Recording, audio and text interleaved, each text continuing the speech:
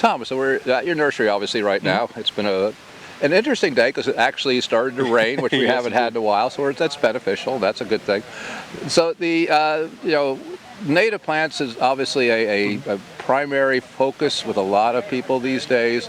Your dad started this nursery way before native plants were really a big part of the nursery industry, and it has grown.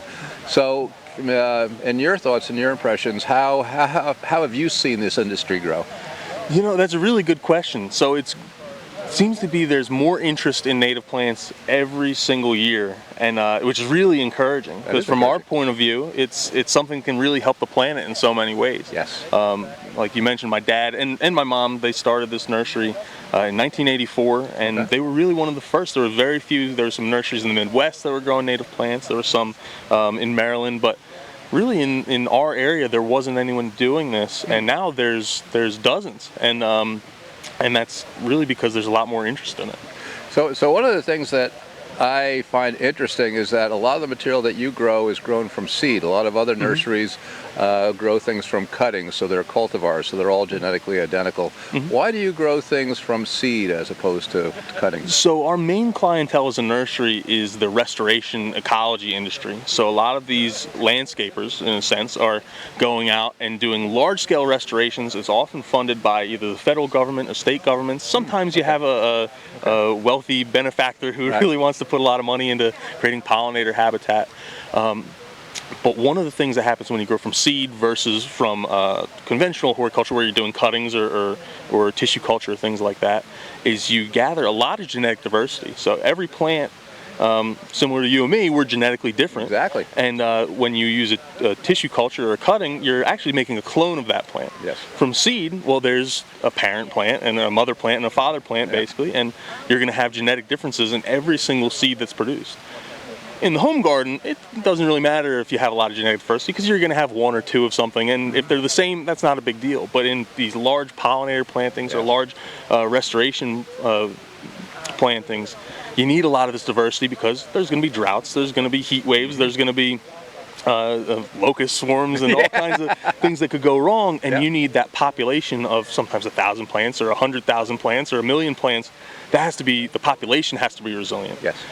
So you know that some of them may die, but maybe it's 90% you need to live, or 85% need to live. So it's to perform the ecosystem functions that you need to happen. Right. So and to the homeowner, a lot of times it's going to look identical. They don't look that much different. But to the plant, to the pollinator, to each other, they look tremendously different. So, which I think is a key thing. And from seed, there's differences in bloom time. So you'll have Echinacea purpurea, or purple coneflower is a really common plant. Well, from seed, you may have something that blooms earlier in June, or something that blooms in early July or later July, and it's different from plant to plant. When with the cultivars, tends to be if they're all the same cultivar, they'll bloom right around the same time. Right. So that's one of the big differences that's really important for pollinators, because now they can go out and have a longer lasting food source versus just a short period. So in the home garden, it doesn't make as big a difference, but when you have that 100,000 plants or 10,000 plants, it makes a big difference. Large communities, yes. So,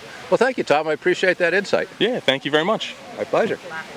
Steve, we're standing in one of your many farms. You have 3 farms, as I understand, correct? Yes, sir, yeah. And could you just describe a little bit of your mission? Because you are actually way ahead of a lot of the movements that have been going on lately. So, because your focus is native plants, but why is that so essential? Because people are starting to catch on to it, but I still hear people say, why? So, well, native plants are so important because they attract lots of pollinators, they attract butterflies and birds, and it trickles all the way up through the food chain. So these native plants that we're growing here, they're crucial to the environment. This is the habitat and the types of plants that are native to this area prior to humans, prior to Japanese barberry, and like we were talking about earlier, all the different invasive species. So the birds and the native species here and insects, they thrive with these types of plants. And we were talking about Bradford pears before and so forth. So there's this gentleman named Doug Ptolemy who's really been getting a lot of press and so forth. And one of the trees that he praises are oaks. Yeah. Do you grow some oaks here? We grow lots of oaks. So we don't grow oaks at this farm, but at the nursery we propagate lots of oaks.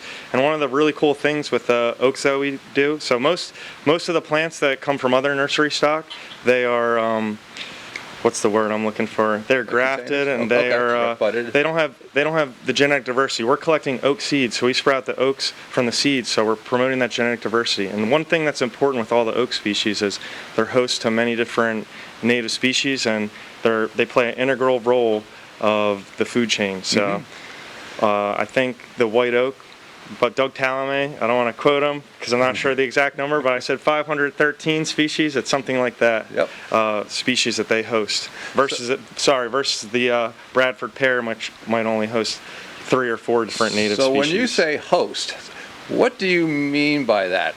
What I mean by host is let's see, species that benefit from these types of trees and that can forage or live, depend on that tree. So in other words, cycle. They are eating the tree.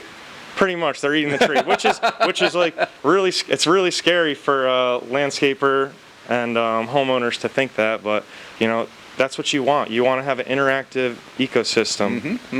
So, and I was reading a little bit about gall wasps, which are, nobody really wants to hear about gall wasps, but why they're fascinating is that they pierce the leaf and they create this little tiny gall hardened.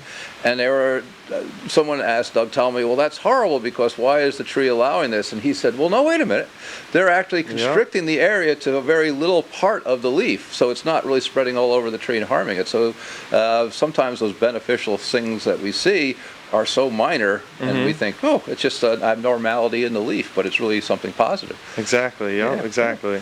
And you also have a rain garden here with a lot of different flowering plants in it. Yeah. So let's talk a little bit about that. Why is rain gardens and rain harvesting something that people should be thinking about in the future? A rain garden is really important because it sequesters all the nutrients, that all the runoff and all the rain. If it just washes off and goes right into the stream or the ditch, that will eventually trickle out into the ocean and can create algae blooms or the rivers, and there'll be big algae blooms. One major benefit of a rain garden, it sequesters all those nutrients. The water can percolate through there, and all the native species in that rain garden, even if they're not native, they're going to suck up and sequester those nutrients and the fertilizers and all the bad stuff that could run off right into the stream. So it's like the huge filtration system that looks pretty. And it's a functioning ecosystem. So if you just had a pool of water right there with no plants in it, mosquito larvae would thrive in there. But with that rain garden, you have different plants and different frogs and tadpoles and insects that can thrive in that ecosystem. And it's a functioning ecosystem, so you're actually mitigating a mosquito problem that way. So the frogs are eating the mosquito larvae and so on and so forth. Something along those lines. Okay, that's excellent. So, and what is one of your roles here at this nursery? So I manage 2 of the 3 farms that we have, and I grow all the wildflower species we have here. And so that's a lot of work. I have 3 or 4 members of my crew, so we're always riding around the tractors, cultivating. The biggest issue I have is weed management, and so trying to remove the weeds out of these wildflowers. But I'll tell you what, one of the amazing things is when those wildflowers go into bloom and seeing all the pollinators and insects and goldfinches that go to the echinacea flowers. It's truly amazing to see the impacts that the native wildflowers have. I've seen so many different birds. We have indigo buntings coming now. I've probably 8 or 9 nesting bluebird pairs in some of the birdhouses I've put up, and prior to that, I've never really seen too many of those bird species around.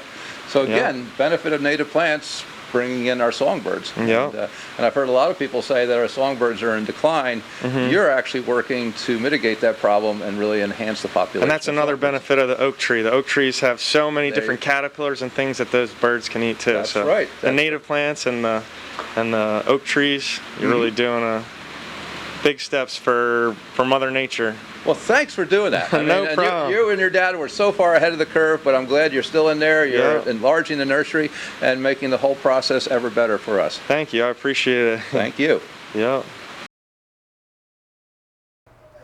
You always have a succulent at home or something and you go, boy, could I have 2 of those? And then you go back to the store and they don't have any more and you go, oh, I really wanted some more of those. So what we're going to be looking at this morning is how you can actually take a plant that you have and make more of them. And some plants are very simple, and that's why we're starting out with succulents. One of the easiest plants in the world to reproduce. And so all you need obviously is a mother plant. You'll need a pot, and I prefer terracotta. Reason I prefer this is that it actually breathes, which means that water will wick through it. By the same token, air will also pass in. So it gives you a much better, more aerated mix, and that's important. And when you're looking at this container, you go, what's all this white stuff down at the bottom? Well, that's actually some salts. And so when you fertilize, the salts actually, when they come through the pot, the water evaporates and it leaves the salts behind. So when you see something like this on your container, about once a year, once every year and a half, it's good to take the plant out of the pot, just scrub it down, and then you'll have a nice clean pot to start with. Because again, the salts over time will actually deplete the water out of the container. So this is your container. The soil that you want to use, you can get in any garden center, any box store. It's going to be peat moss that's mixed with perlite. If you're using succulents, you can buy some extra perlite and actually mix the extra perlite in. It'll give it a more breathable mix that the plants like. And then as you're looking at plants, one of the things that I like to look at is, this is a real simple one. This is called Mother of Thousands. And when you look at the leaf, this is called a viviparous leaf, which means that it actually produces young plants on the leaflet. And how cool is that? And you can actually see, maybe you can't, but we'll do some close-ups, that it's actually producing roots right on the mother plant. So you can't go wrong. So wherever one of these, and I'll just take a couple of off, they come off very easy. And so wherever you just lay them on top of the soil, don't plant them, just lay them right on top, and they will actually form plantlets. And if you don't believe me, all of these gentlemen or ladies at the bottom of the plant here literally just fell off of the plant and took root at the bottom. So that's how simple this plant is. So that's a really easy plant to start with. Also interestingly, you can take small stems, like we did with this succulent, and place it in just in a tray with a little bit of soil, and you can see that it just generates roots. You don't need any rooting hormone, you don't need any accessories. It will produce those roots all by itself. Just plant that in. Or you can start with a more mature leaf like this. This is jade plant. Jade plant is an awesome, awesome plant. Grew up with it with my mother. And all you need to do is break off the leaf. And you could use pruners, but just snip it off. And what you want to do though is lay this, you don't want to put this on the soil right away. You want to actually lay it on a table and let it cure for about, or heal over for about 7 to 10 days. And you think that, my gosh, the thing's going to die. Jade plants you can put in a pot without water for 6 months. So the leaves will shrivel up. As soon as you water it, it'll pop back to life. So a matter of leaving this on the table for 7 to 10 days is no problem whatsoever. So once that is calloused over or cured over, then you just take this, place it on top of the soil, and it will in turn generate roots, which will go down and in, and you'll actually see a new plant coming up through the middle. Doesn't happen overnight, but again, this is a fun thing to do, and you can do it with children or grandchildren and get them exposed to plants and get them interested in plants. You can even do it with African violets. And so this leaf here actually broke off of the mother plant and just placed in the soil. Nothing at all added, just simple placed in. And then, as if by magic, the new plantlets popped up behind it. So the owner of this leaf was exclaiming how she was looking and couldn't see any new plants, and where were they? And of course they were hidden behind. So again, African violets, very easy to propagate. Key to these is don't overwater them. In the wintertime, every 10 to 20 days give it a drink, but let them dry out readily in between waterings in the winter, and then give it more fertilizer and watering in April through October. So this is a great way to start out with succulents, available at every garden center, every box store. Just pick one that you like and then propagate it and have some fun with it, and share the news with other people. So one of the things that I really enjoy during the winter months is putting together terrariums. Now, terrarium is something I remember my grandfather doing. So these, and he's pulled things out of the woods. So this is not a really complicated process, and it's a lot of fun and it's very easy. We have actually two that are pre-made here. One is an open air type, and the other obviously has a lid on it. Now, the advantage to the lid is that it actually keeps it as a system, so the water keeps funneling around. So as the plants evaporate and lose the water through natural transpiration, it then forms on the top and then comes back in again. So it's a closed system. This type of system is more open, so it allows the air to obviously to come out and the water to come out. So this is more appropriate for succulents, plants that like it drier and can tolerate a drier environment. We're going to do actually a modified one today. So this one here has opening on the side so that the water does come up and sort of come down. So this one allows you to do either succulents or a normal tropical type of plant material. So what are you going to look at? First of all, for plant material, you need something that's going to creep on the ground. So we have these low succulents here that will be the ground cover. We have another succulent which gives a little broad texture to it, so it makes the whole composition look interesting. And if we have room, we'll pick something with variegated foliage. Again, this portulaca, but this one has an interesting appearance to it.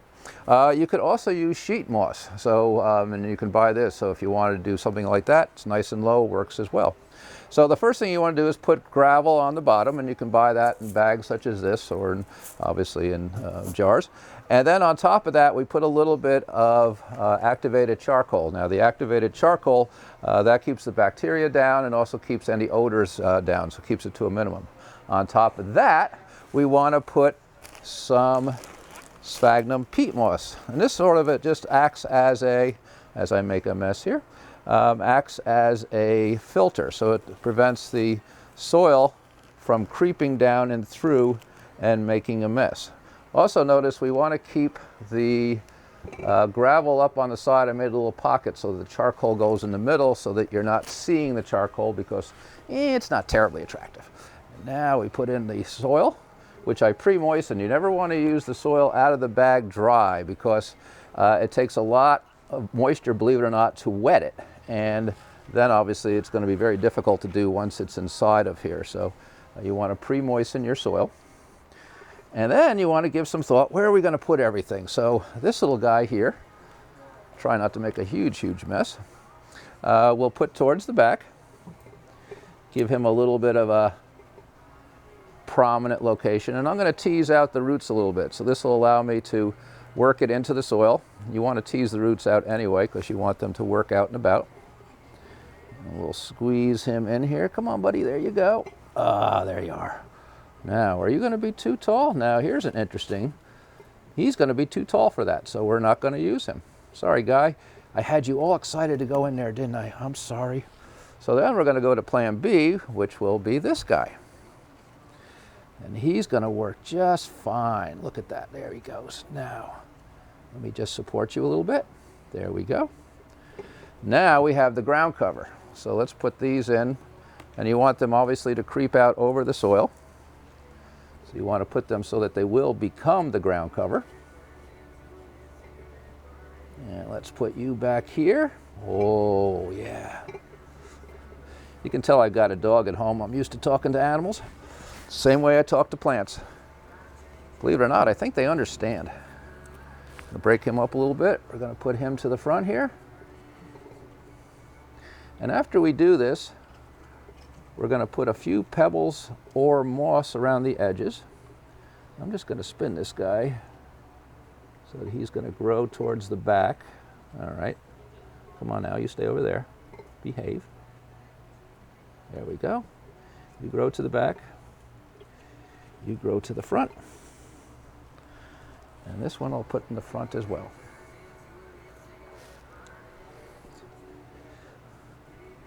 And I love country music. It's nice having country music in the background. It adds a nice, relaxing, soothing sound. All right, now you notice you could also add, if you want to, small people, small animals, so you can make it a very animated type of container, or you can make it very simple like we're doing. I'm not going to add the moss because I think that would overcomplicate things. But I would like to add a little bit of fine gravel to the top.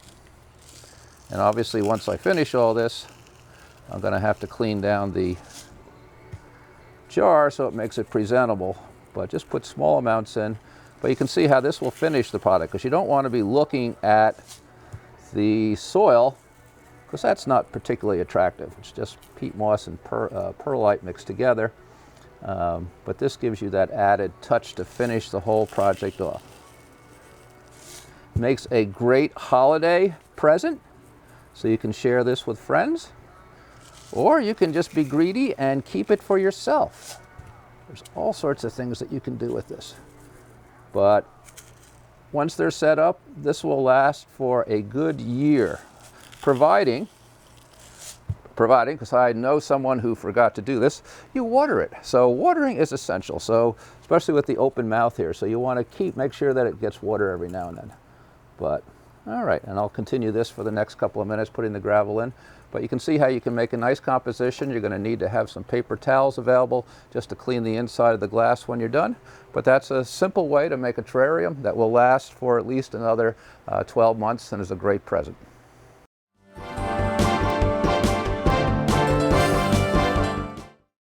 Hi, I'm Mary Tabbitt, producer of Growing Green. And I'm Bruce Crawford, manager of horticulture for Morris County Parks and also on the board of NJNLA. So this evening is a really important evening for the New Jersey Nursery and Landscape Association. We get to show some of the best, and it's exciting. And it's what a lot of these people have been working not just a year, but for their whole careers to get these prestigious awards. So tonight is important for a variety of reasons, and so this will be interesting as we move forward, and look forward to sharing the evening with you. Sounds great. Okay, Bruce, now we have the Retailer of the Year. Any retail garden center operation who is a member of the NJNLA that has demonstrated outstanding commitment and forward thinking in the advancement of the gardens retail industry in New Jersey. So who's the winner? I don't know. I get a little nervous right around these times. You see my palms are sweating. And the award winner is, for Retailer of the Year, Serbo's Persephone Greenhouses. Yes.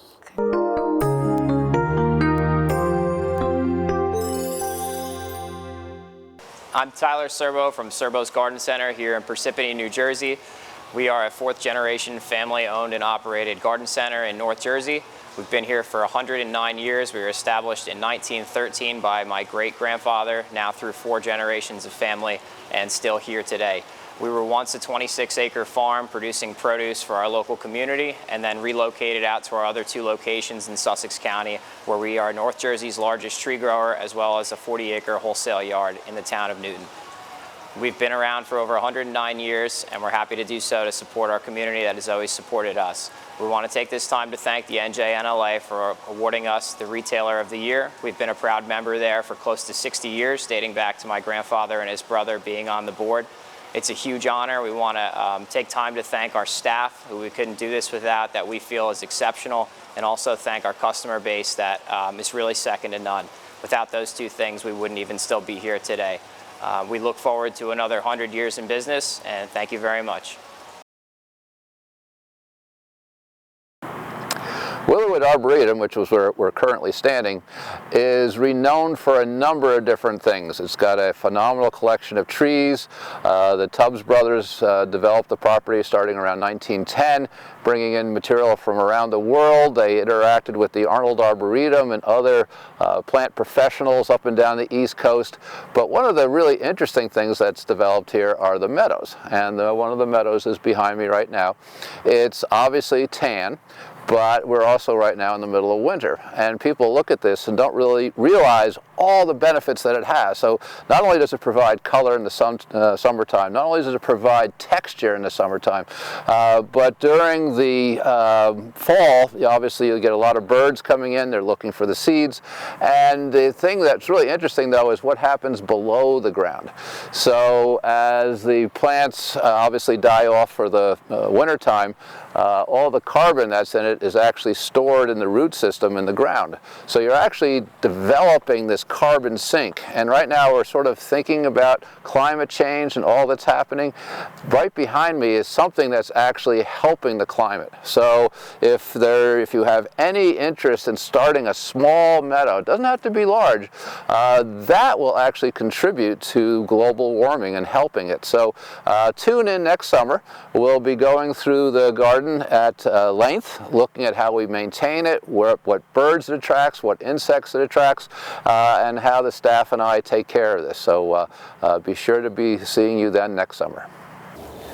So the meadow that's behind us is not just a one-person or a two-person job, it's actually a team job. And although it looks like it's a relatively no-maintenance project, there are certain times of the year when it requires a lot of help and assistance. And the team that we put together here at Morris County is what makes the meadow happen.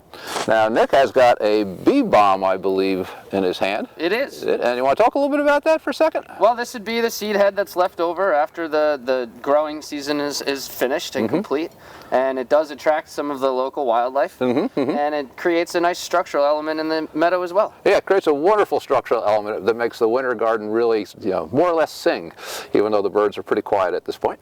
So, and on this side over here, even though they're not holding anything, perhaps you'd like to talk for a second on what it takes to take the meadow from what it looks like right now to what it will look like next summer.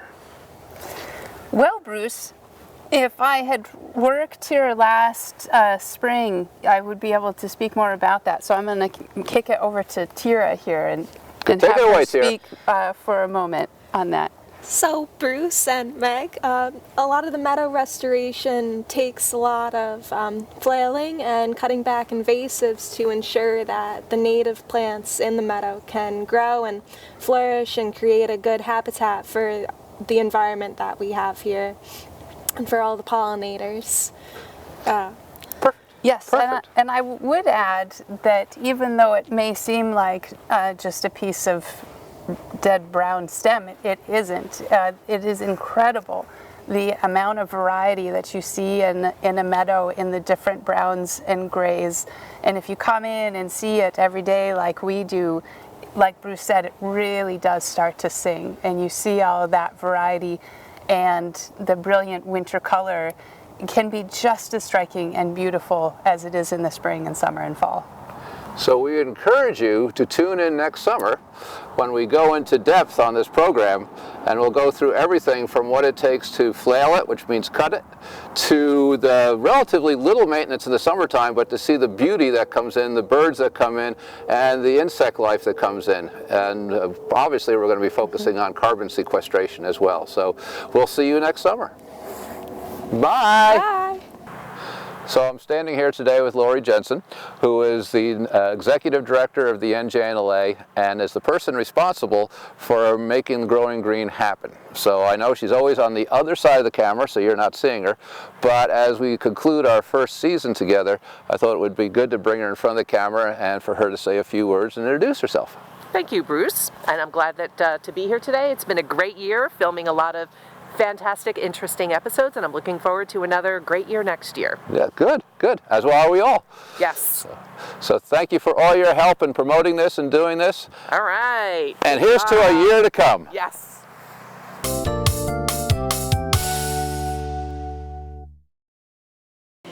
If you have a question for a pro, email it to growinggreenaskapro@gmail.com.